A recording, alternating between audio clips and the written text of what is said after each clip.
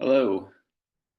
Um, so for this video lecture, we'll be looking at the issue of homelessness and its relationship to the larger housing crisis. And we'll be doing that with a specific focus on San Francisco and the Bay Area.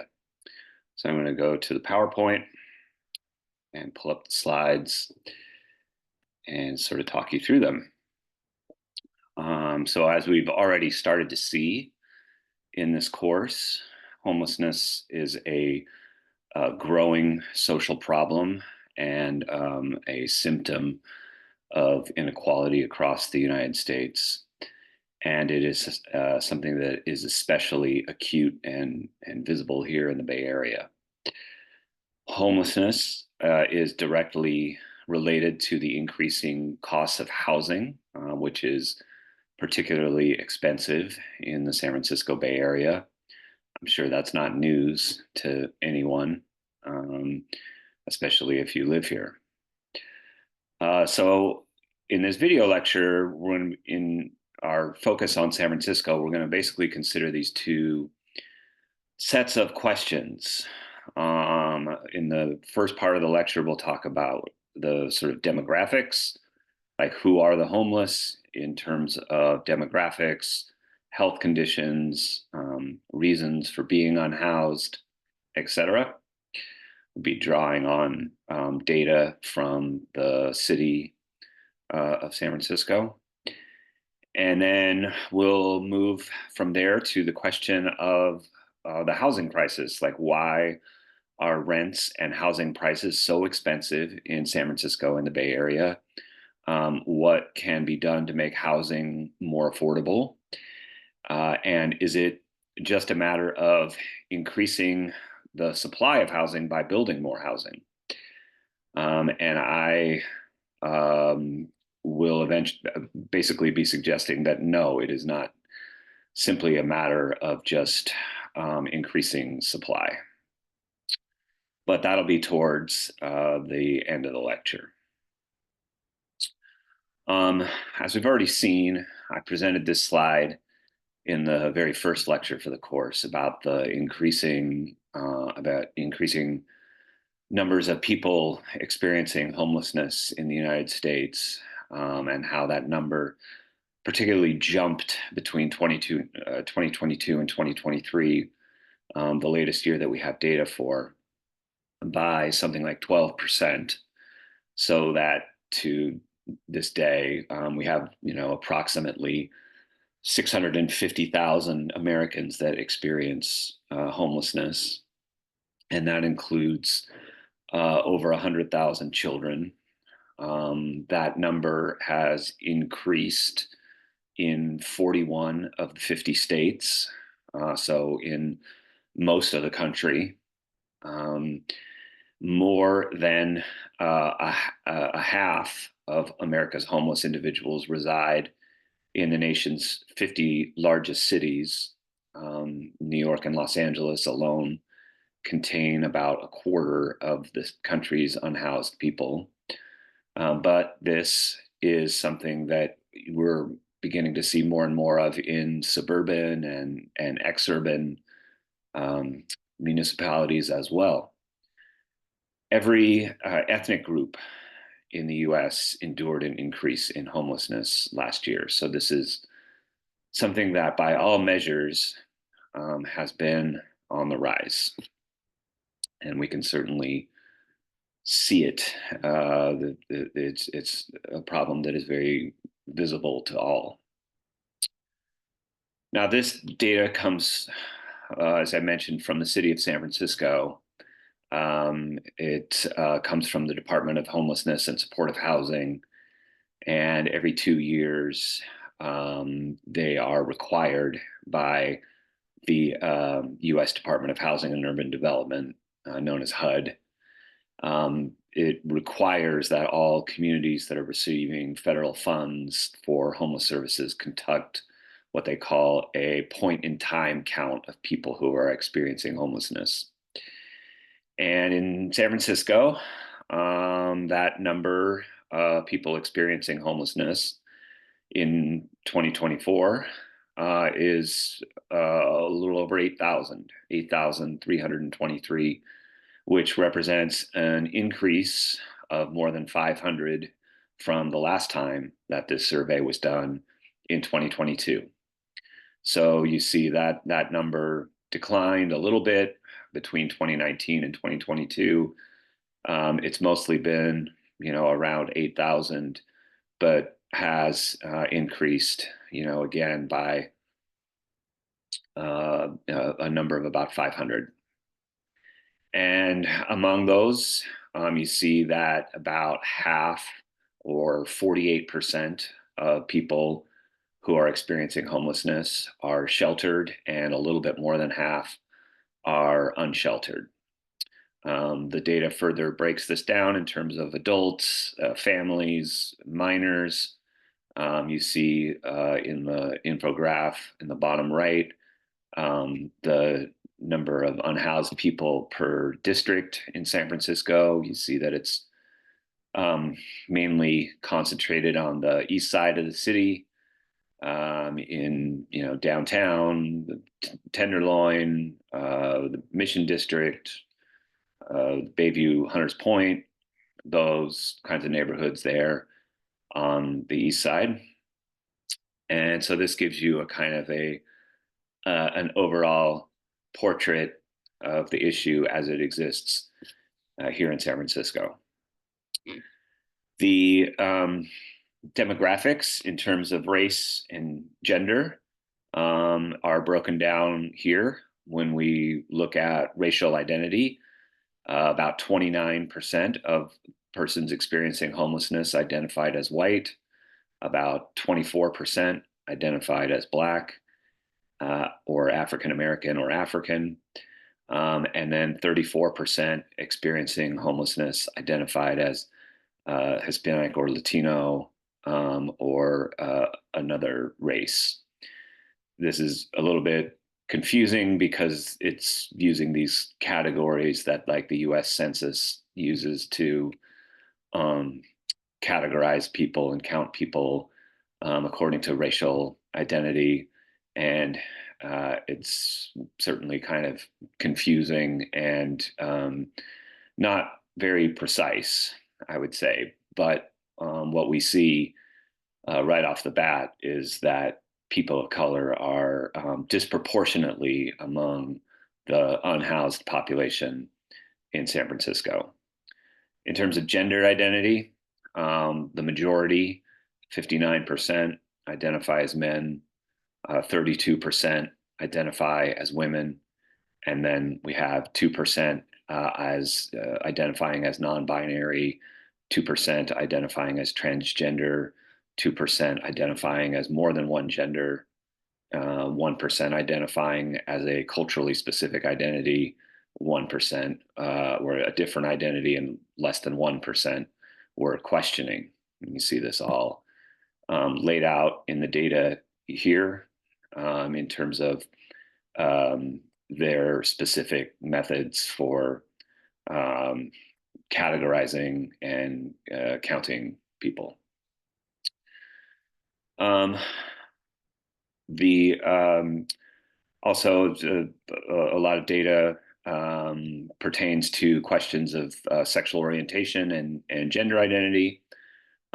We see here that San Francisco's homeless population is disproportionately represented in the LGBTQ plus community. So while approximately 12% of the city's overall population identifies as LGBTQ plus, that number is 28% among the unhoused population. So in other words, overrepresented among the city's homeless population. Compared to all survey respondents who did not identify as LGBTQ plus, those who did were more likely to have experienced some kind of domestic violence. As we will see, domestic violence is one of the main issues in terms of what often causes people to become unhoused. And LGBTQ plus respondents were also more likely to report that that they had first experienced homelessness as a youth or a young person, more likely to have become homeless at a young age than people who are identifying as straight or heterosexual. So this is what the data kind of shows about that. Um, the data also includes questions like self-reported questions among people about how and why, what was the primary cause of being unhoused in their particular circumstances. So, in general, widespread homelessness is the result of a severe affordable housing shortage, as well as a widening gap between those rising housing costs and stagnant wages, and an inefficient or insufficient safety net for individuals with disabling conditions. Though these drivers are structural and systemic, individuals often have one or more multiple major events or factors that precipitate their homelessness. An inability to secure adequate housing can lead to an inability to address other basic needs, such as healthcare and adequate nutrition. So they, basically ask people, to self-report about how they became unhoused, with the caveat that in the reality of people's lives, it's often more than one thing. It's often a combination of different factors that kind of interplay together. But what we see in the data is year after year, the number one reason that people self-report is that they became unhoused because they lost their job. We see that in 2019, we see that in 2022, we see that in 2024. It is by far the number one answer. In 2024, around 22% of homeless respondents identified job loss as the primary cause of their homelessness. Um, uh, Drug and alcohol use or evictions kind of fluctuate from year to year between second and third place. In 2024, we see alcohol or drug use being actually at a higher rate of explanation here, up to 19%. And we see 14% reporting eviction, and then other factors that are often, salient in people's lives. 11% reporting an argument with a friend or family member who asked them to leave. 9% citing a divorce or separation or breakup. 7% citing mental health issues. So, again, these are things that are often combined in various ways within the realities of people's lives.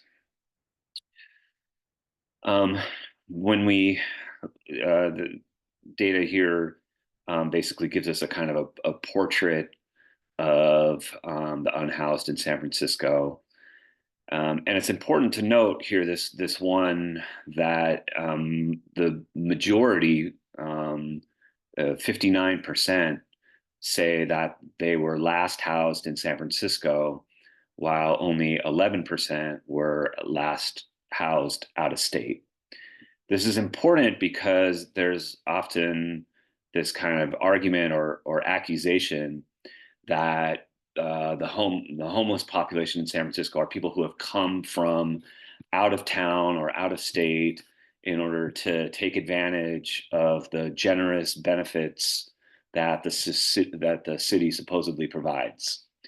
This is a very long-standing political argument that is kind of a way of trying to rationalize cutting back on those services, to say, well, that if we were, less generous and more stingy, then maybe people wouldn't come to San Francisco to be homeless.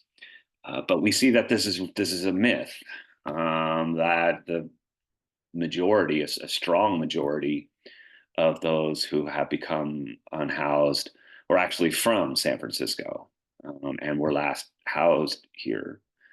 And the number of people coming from out of state is actually small. Along with this, we see, the other data that's very important in terms of filling out a profile of this population. About 2/3 have been homeless for more than 1 year. About 22% are experiencing their first episode of homelessness. 28% reported living in San Francisco for 10 or more years, while 32% had been here less than 1 year. So there's, again, a lot of people who are longtime residents of San Francisco, who have found themselves unhoused for one reason or another. 27% reported experiencing homelessness as a child under 18 years old, and another 35% were homeless between the ages of 18 and 24. So, for the majority of people, they started to experience this kind of housing insecurity at a young age, um, often as a child or as a minor, or as a young adult. 32% reported that they had spent one or more nights during the past year in jail, prison, or juvenile hall. In other words, that there's, incarceration had, contributed to their condition. And 26% reported a history of having been in the foster care system, which we also see a disproportionate number of people, especially younger people, who have been through the foster care system, being represented among the unhoused population in San Francisco. Here, this data tells us a bit about like where people sleep at night. As we saw, there's in the previous couple of slides, there's a slight majority of people who are unsheltered and sleep outdoors on the streets, in a park, something like that. 18% reported staying in a shelter, 10% in a tent, 9% in a vehicle, 5% in some sort of motel, hotel, or abandoned buildings, or hospitals, and so forth. So this data gives us a bit more information about sleeping accommodations. So with health conditions and homelessness, we see, a very, I would say, pretty sad statistic that the average life expectancy for individuals experiencing homelessness is up to 17 and a half years shorter than the general population. So this should tell us that the experience of being unhoused has truly detrimental impacts on people's health and life expectancy and life conditions. And so there is a kind of situation that a lot of people get into, where once they become unhoused, it becomes harder for them to be able to take care of themselves, and to take care of their health in a way that would, allow them to, get back on their feet or what have you. So without regular access to healthcare and without safe and stable housing, individuals experience preventable illness and often endure longer hospitalizations. It is estimated that those experiencing homelessness are hospitalized at disproportionate rates for mental health needs or HIV/AIDS treatment or drug and alcohol use, much more likely than uh, the general public. So again, there are these detrimental health effects or consequences that come from being unhoused, and where people might have a pre-existing condition that is then exacerbated, is made worse by being unhoused.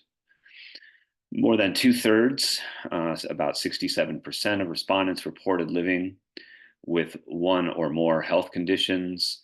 These conditions included chronic physical illnesses, physical disabilities, chronic substance use, and severe mental health conditions.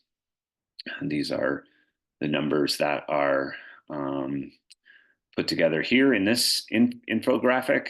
So this is about like self-reported health conditions. So people themselves, unhoused people telling the people doing the survey, what their sort of health conditions are.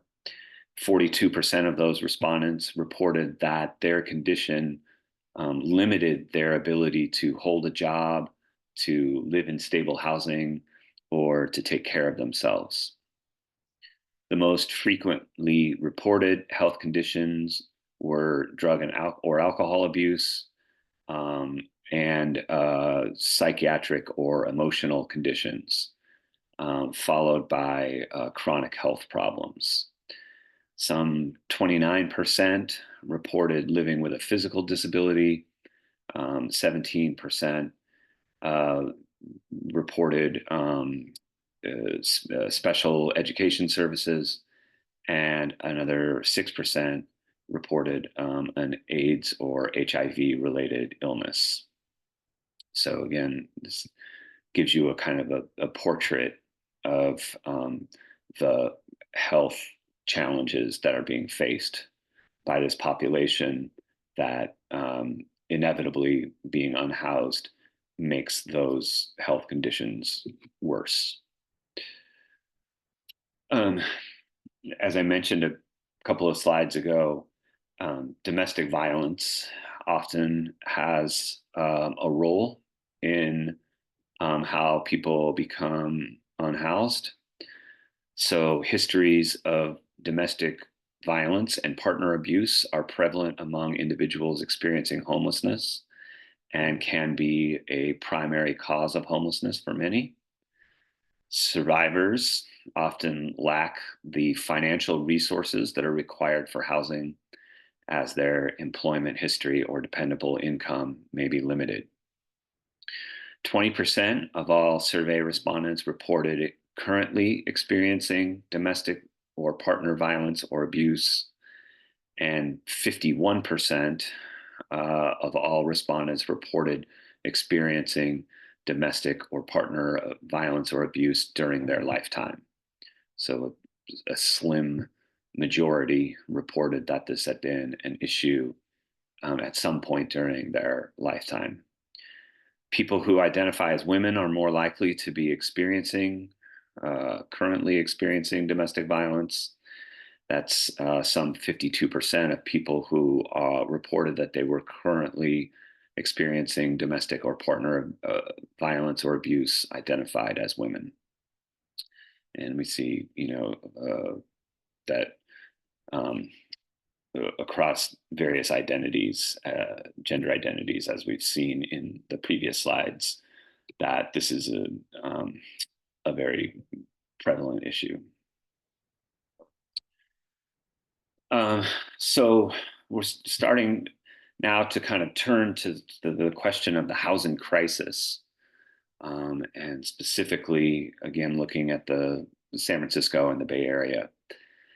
So, housing affordability challenges and growing economic inequality in the Bay Area, along with other factors, have led to consistently high levels of homelessness in San Francisco over the last decade.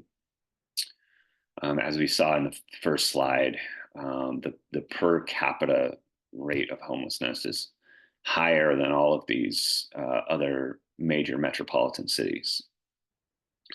The severe lack of affordable housing and sharp increases in rent continue to push more people into homelessness at each year because housing costs have rapidly outpaced wage growth.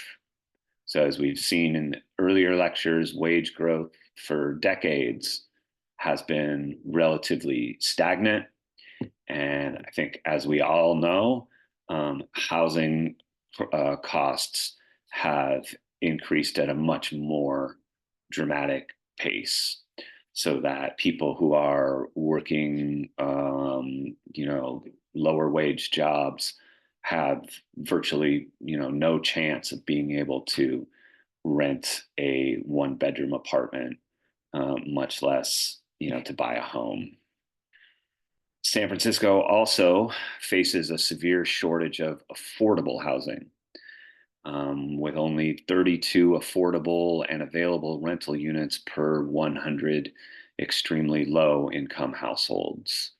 So we will see that the issue, especially here in San Francisco in the Bay Area, is not necessarily the lack of housing, it's the lack of affordable housing. And that's an important distinction to keep in mind when we start talking about the questions of housing supply. A history of structural racism and housing discrimination has disparately impacted people of color, resulting in significant overrepresentation in people experiencing homelessness. So, like as we saw earlier, um, uh, for example, um, the people who are unhoused in San Francisco, about 1/4 of them are Black, as opposed to the city's overall Black population, which is only 6%. So we see, this kind of disproportionate representation among people of color in the unhoused population. Um, these numbers are probably not, you know, specifically like shocking or anything to people in the Bay Area, or that even know anything about the Bay Area. It's one of the most expensive places, certainly in the country and also around the world, to live in. On the left side, we see the average rents, where San Francisco is basically below only New York and Jersey City. Jersey City should basically be counted as part of New York City. San Francisco basically is right there. We see San Jose down there at number 6, San Diego at number 8, Los Angeles at number 10. So California has 4 out of the 10 most expensive cities as far as average rent. And those same 4 cities are also the top 4 cities for the most expensive home prices. So San Jose at number 1, San Francisco number 2, San Diego number 3, Los Angeles number 4. And these are the cities that have the highest median home prices in the U.S. So again, this means that people, the vast majority of people, are basically priced out of the housing market, and are squeezed into the rental market. And it is, the sort of situation where a substantial amount of people's income is going to pay for their housing costs. And this, as we know, has all sorts of detrimental effects on people's ability to uh, maintain and reproduce their existence. Um, so now, when we look at the long term in terms of time, the increase in housing costs and home prices in the Bay Area, it hasn't been quite like a linear sort of increase. We notice there's been some kind of booms and busts here. This data goes back to 1984. So into the 1980s, which is where we start to see the first big booms in the price of housing in the Bay Area. And typically, like the booms have lasted around 5 to 7 years. So we see one in the second half of the 1980s that's fed by a lot of financial instruments, a lot of like loose credit and what they then called junk bonds that were available that allowed people to buy housing. That was kind of interrupted by the earthquake in 1989, and then there's sort of like an economic recession in the early 1990s. Then we get a second boom in the second half of the 1990s. That's really fueled by the first dot com boom of that period. We see another little dip around, uh, 9/11 in 2001, but then another boom in the early to mid 2000s until again there's a bust with the housing crisis, the subprime housing crisis in 2008. It kind of goes through 2011, and then finally we see this kind of high tech boom that comes around with sort of the second iteration of the tech boom with Google and Facebook and these sorts of companies. So overall, despite all of this kind of market volatility, these cycles of booms and busts, overall the cost of housing has really increased quite dramatically over the decades, despite these periods in which things have declined a little bit. Overall, the periods of the boom periods have seen much greater increases in the affordable, in the cost of housing than the busts have been in, relatively smaller declines. So the terms that are often used to talk about the demographic kind of remaking of populations in urban areas.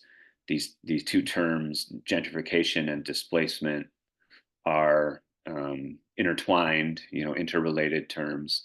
Gentrification referring to the process whereby urban spaces and neighborhoods are transformed by capital investment, real estate speculation, and an influx of wealthier residents.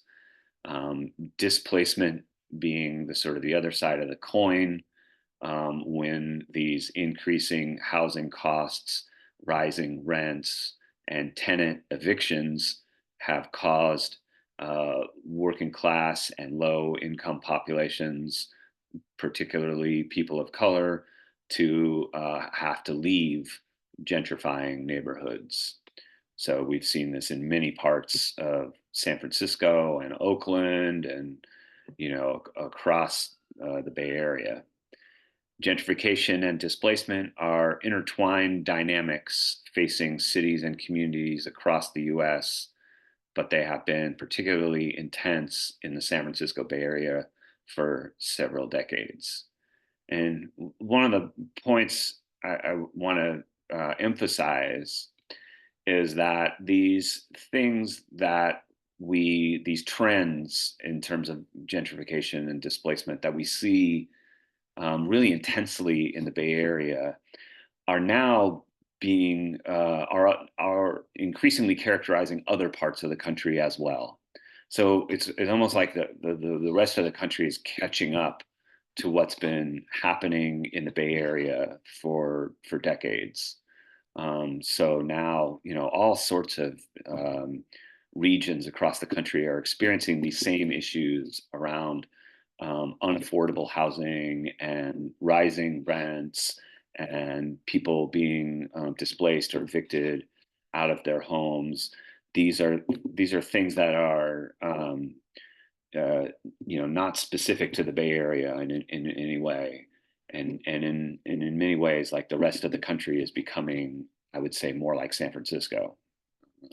And so, by focusing on the local issues here, it's almost like we can, forecast the way that these processes are going to impact other communities, presently or down the road.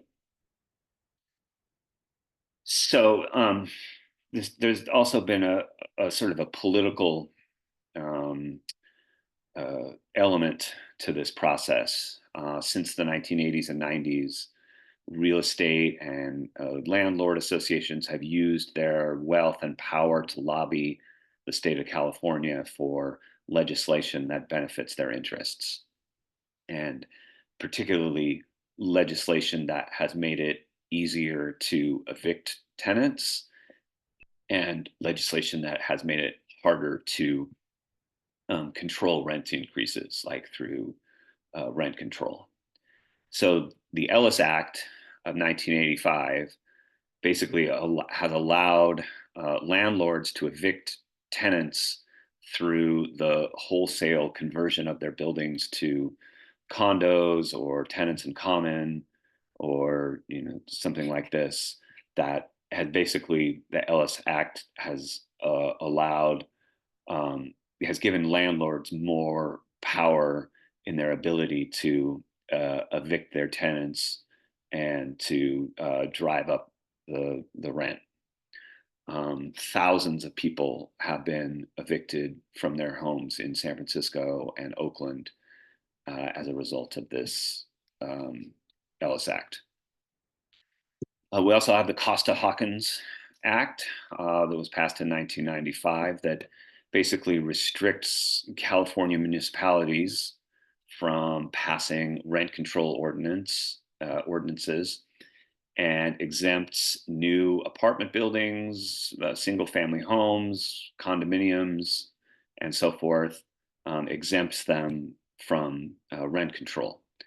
And this was a piece of legislation that was passed on the heels of successes that tenants and tenant rights organizations had in getting rent control passed, specifically in Berkeley, San Francisco, and Santa Monica during the 1970s. And so Costa-Hawkins was basically a pushback against that has, obviously been to the benefit of landlords and, anyone else, making money off of rents. So um, in San Francisco, as I mentioned, with things like the Ellis Act, something like 35,000 households have been evicted, were evicted in from the late 90s through the tech boom into 2016, as this map shows, or this graph shows. That represents about 10% of all housing units.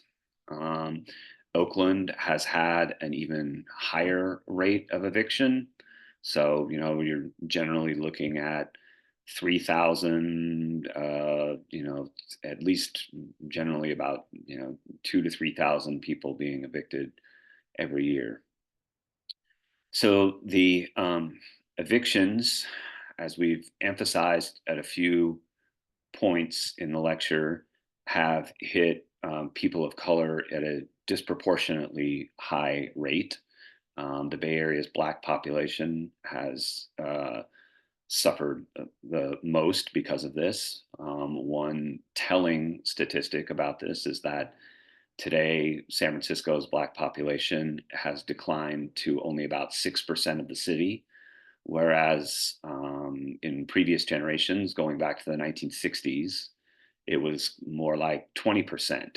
And San Francisco at that time was known as like a center of Black culture on the West Coast. The Fillmore district was known as the Harlem of the West. It was a major hub for jazz music and for the Black arts movement in the 1960s. And that um, part of the city has been, greatly displaced and um, and uh, and declined. Oakland has similarly lost about 1/3 of its Black population. It's declined from 36% in 2000 to less than 25% by 2015.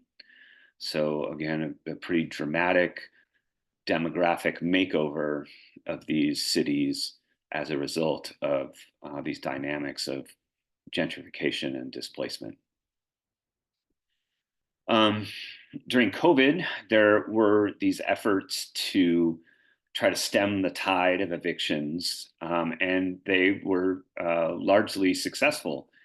You see that there was a huge decrease in the number of evictions in 2020 and 2021, and that was a deliberate policy choice to try to keep people from being kicked out of their homes in the middle of a pandemic. And but since then, the number of evictions has again shot back up over the past 3 years, and now it's back up to around 3,000 a year, and that is basically where it was before the pandemic. So this is a thing to note, though, that um, even though things have kind of gone back to where they were before COVID, it does teach us that like this eviction is not something that's like inevitable, or that we can't do anything about. We have now this moment in time that we can point to say that like there are ways in which like evictions can be severely curtailed, if not altogether eliminated.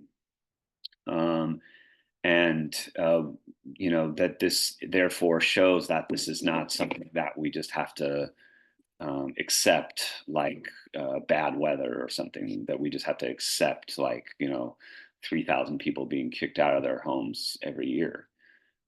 This is not something that is inevitable. It is in fact a policy choice, and something that can be uh, reversed through policy changes. Another important impact of displacement and the lack of affordability has been you know the that people are living further and further away from their jobs and having to commute more time, and so we see this in the clogged highways and air pollution, these kind of environmental impacts of displacement. So as a result of displacement and lack of affordability, great numbers of Black and Latino people have moved out to the formerly white working class suburbs in the East Bay. So, Concord and Antioch and so forth. Many of those now have non-white majorities in those suburbs. As people are pushed further and further from the metropolitan centers of the Bay Area, another result has been clogged highways and long commutes, The San Francisco metro area now has the fourth worst traffic congestion in the world, behind only New York and Los Angeles within the US. The Bay Area has the highest amount of so called mega commuting, in which people travel more than 90 minutes and 50 or more miles to work. Displacement has also meant overcrowding, with basically more people crammed into living spaces. And so overcrowding occurs in more than about 1/5 of San Francisco households, and more than half of households with children experience this kind of overcrowding. So, people kind of doubling up in the same living space, two families, or um, people from, older or younger generations moving back into their homes. So you just have this phenomenon of overcrowding across the Bay Area. So this question then of like, well, what should we do about this? Why is there a housing crisis in the Bay Area, and why is there increasingly a housing crisis across the rest of the U.S. too? What should be done to fix it? So there's an organization known as YIMBY, which stands for Yes in My Backyard, that claims that the source of the problem is a shortage of supply, a shortage of housing supply. YIMBY argues that basically to we need to build more housing in order to lower costs. They argue that the problem is that there are too many government regulations that are getting in the way of building more housing. And so the YIMBY solution is basically to deregulate housing construction. The YIMBYs blame local regulations, rent control, environmental conservationists, housing advocates, who they deride as the establishment. These are all what they see as the enemies of progress in terms of building more housing. This is, as I hope we'll see, a like a deceptively simple solution and argument. The YIMBY supply side explanation of the housing crisis is too simplistic and deeply flawed on several levels. It is a neoliberal solution to build more and regulate less that is highly profitable for the real estate industry. And indeed, the real estate interests are major funders of these YIMBY organizations. So it is a good example of what we've talked about in earlier lectures as of neoliberal ideology. That is to say, ideologies that put their faith in free markets and market-based solutions that are, in the end, really favorable to those who are the owners and the sort of the capitalist class. So when we look at housing vacancy, we get a sort of our first kind of clue to the idea that this isn't simply a matter of like housing supply. So as we saw in the previous slides, there are about 8.3 thousand, about a little more than 8,000 homeless people in the in San Francisco. But there are something like 61,500 vacant housing units in the city. That means, in other words, that there are 7 to 8 empty homes for every unhoused person. And so this is, again, like this clue that, like, it maybe isn't always just about the supply. as we see here in this graph over time, the number of vacant units has, roughly been around, 30 to 40,000, but then it jumped up tremendously during COVID, to reach an all-time high at 61.5, and that meaning that something like 15% of housing units were vacant in 2021. So this includes all sorts of things of places that are maybe up for rent or waiting to be rented, places that are like second or third homes, but it's also a lot of like speculative kinds of investments that are just kind of sitting empty. If you walk around San Francisco, you can see a lot of this, empty properties, even like whole buildings that are kind of sitting empty, and not housing anybody. And we'll see that this really has to do with the fact that this housing is really kind of a commodity more than something that is meant to be, fulfill human needs and use values. So the root of this crisis has to do with the fact that housing is a commodity in the sense that it is not valued for its own usefulness in giving people a home to live in, but by its value in the market as a speculative investment. So real estate has always been a valuable commodity under capitalism, but it has become significantly more important since the neoliberal turn of the 1970s. So, as we've emphasized in previous lectures about the 1970s being this real turning point, and in which like financial and real estate interests became, especially dominant within the capitalist economy. So real estate is now a leading source of investment among the wealthiest, whose wealth has grown so dramatically in the neoliberal era. The super rich now have a ton of money to burn and a finite number of places to park their money. And so urban real estate has become one of their favorite investments. Something that, as we saw in the previous slides, is been pretty consistently increasing in value.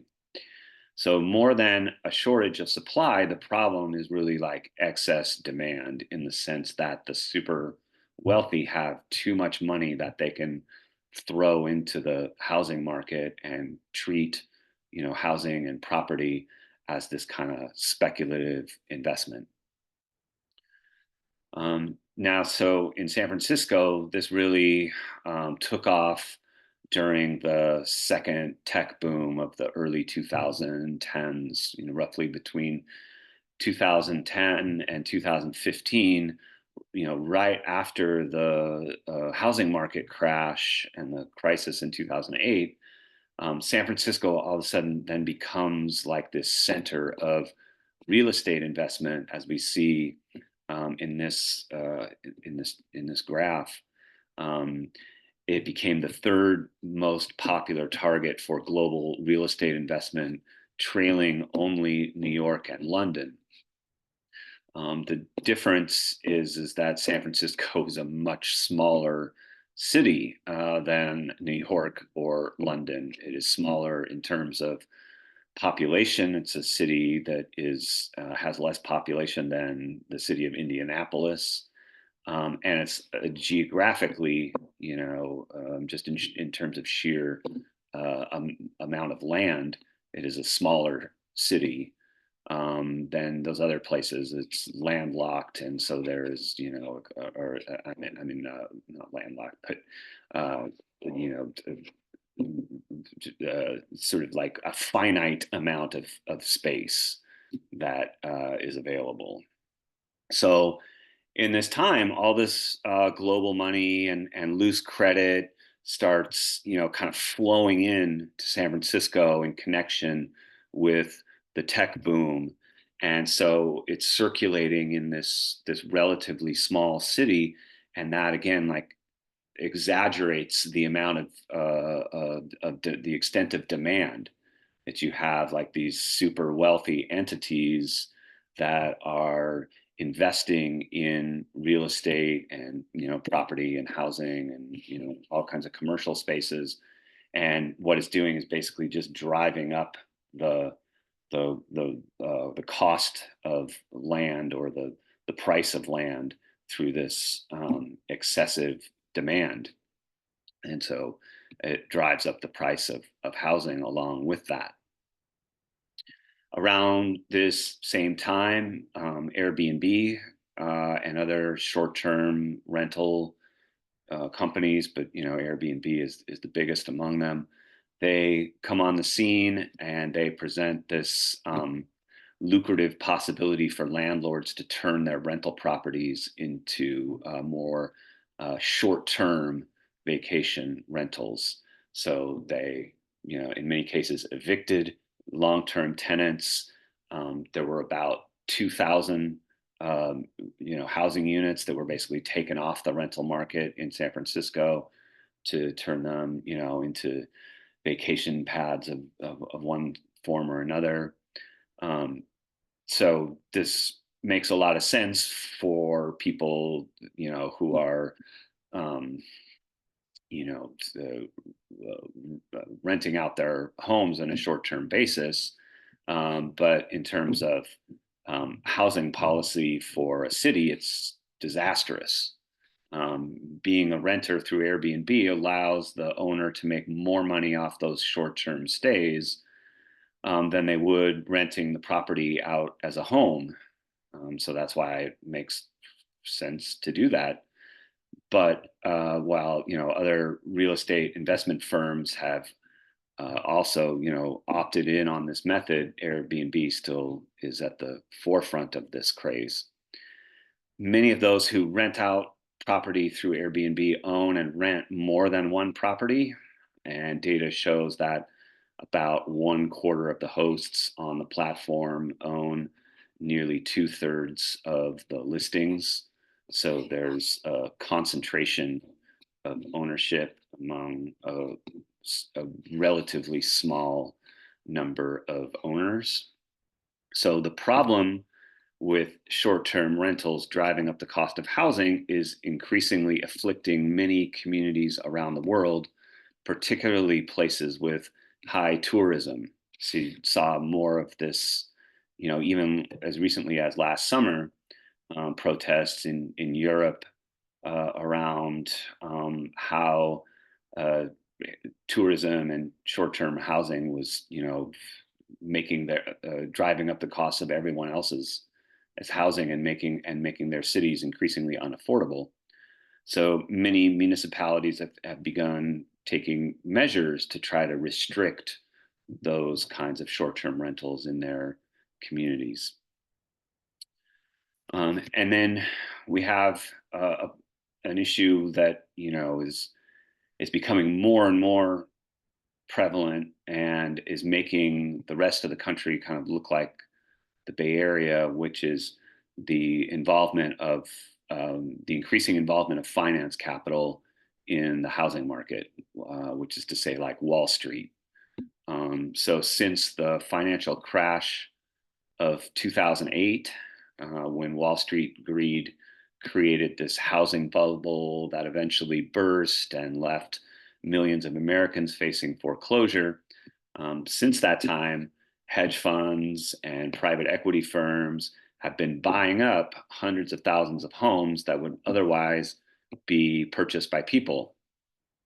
So, in short, Wall Street got bailed out during the crisis of 2008, and then it turned around and started picking off the scraps of the housing market it had just destroyed, gobbling up these foreclosed homes at fire sale prices, which is to say very cheap, and that which it can then turn around and resell or rent, for big profit. So this hit its peak in an all-time peak in 2022. Investor purchases accounted for around 28% of all home sales in America. So 20%, 28% of the homes that went up for sale were not bought by like, people who want to move in, but instead by these banks and hedge funds and private equity firms. Home buyers frequently reported being outbid by offers that were being made by these investors. So these investors can just throw, all kinds of, unlimited amounts of money into these properties. These so-called iBuyers use algorithms to instantly buy homes before offers could even be made by actual humans. If the present trend continues by 2030, Wall Street investors may control as much as 40% of US single family rental homes. So, again, this is something that's very profitable for these companies, but it's absolutely disastrous for housing policy in terms of the objective of people being able to have affordable access to housing. So the conclusions that we can start to draw from this, in the words of UC Berkeley geography professor Richard Walker, the housing crisis in the Bay Area and in big cities around the world is a predictable result of how property markets work in a capitalist economy. So the issue is really with capitalism. The YIMBY solution to build more housing is wrong, but it's wrong in a way that is useful to real estate interests. In that case, it is a kind of a textbook example of what we've been calling ideology, which are ideas that are wrong, or they're half truths, but they serve a useful function in legitimating and furthering the interests of the powerful, and of the interests and the power of the ruling class, to be specific. So, for example, they call for building high density housing near transportation hubs, like BART stops. Um, but this will not decrease the cost of housing because it increases the value of land rent in the area. Of course, this is why investors in real estate love it, because they can reap higher rents by packing more tenants into a vertical space. But this is not in the best interests of the renter or the aspiring homeowner who the YIMBYs, pretend to champion. So homelessness, to return to our, topic that we started with, homelessness and high rents will not be solved by simply building more housing, but only by building affordable housing. And that is to say that private real estate developers and investors have few incentives to do this, to build affordable housing, because it's not very profitable, or it's not as profitable as building market rate housing. So we may need, therefore, to construct public housing or social housing modeled on other cities around the world, where it's not driven by profit, but by the needs of human beings in their communities. So if the objective really is to house more people and to lower the rent, then we must decommodify housing so that it is built with human needs and uses in mind, not as a speculative investment that's subject to these volatile fluctuations of the market. So those are the conclusions that I think that we should draw from looking at the housing crisis as it's evolved over the past few decades, and in relationship to these solutions, these so-called solutions that have been offered to us around increasing supply. We'll continue on in classes in the future to look at these problems of inequality and how they're ideologically legitimated and rationalized and reproduced. And hopefully, this gives you a better sense of this social problem that affects so many of us, and that what we're really confronted with here, um, on an increasing basis, especially here in the Bay Area. I'll stop the share and see you next time. Thank you. Bye.